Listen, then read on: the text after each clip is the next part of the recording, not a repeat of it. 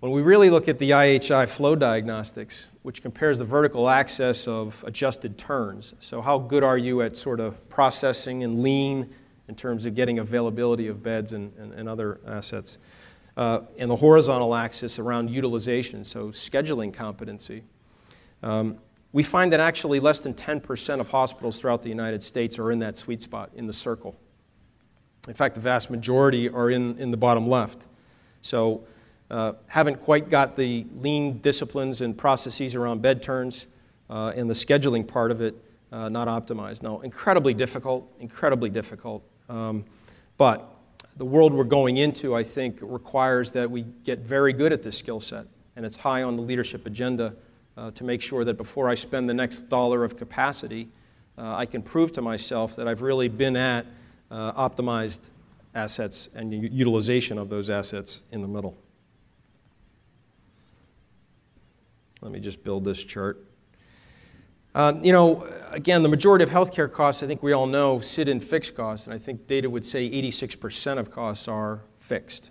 And so how important is it to manage that level of capacity and get that next increment of almost free revenue on top of that?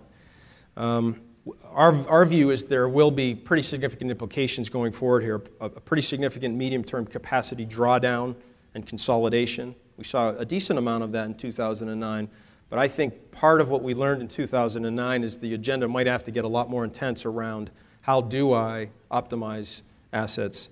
I think there will be business model innovations to avoid our classic, more capital-intensive approach to healthcare. On the left-hand side below, just like the airline industry, healthcare operates at about 60% utilization.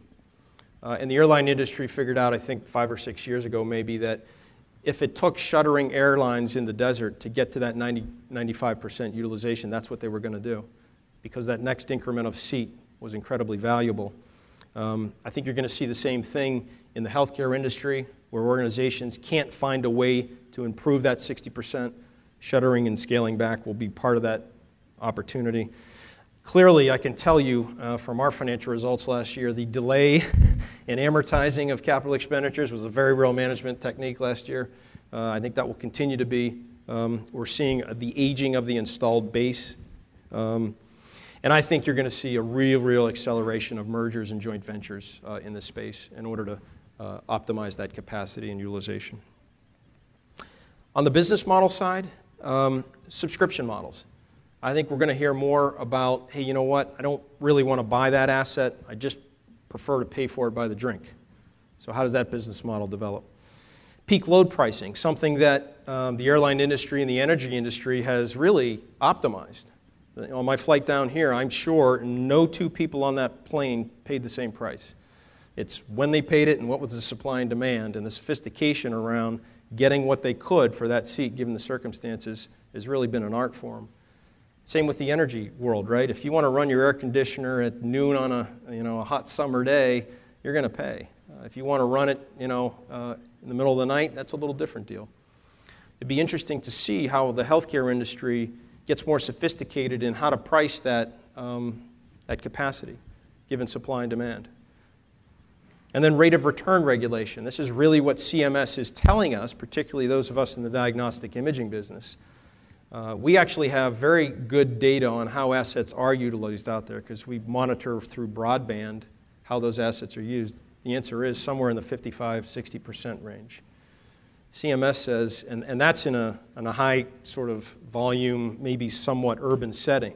A rural setting, it's very difficult to get even at that level. CMS has said, that's interesting, but I'm only going to pay you based on a 75% utilization of those assets. That's what's in the reimbursement rate. And so if that's how we're going to get paid, how do we together work on getting that asset utilized at least 75% so we get that yield for you?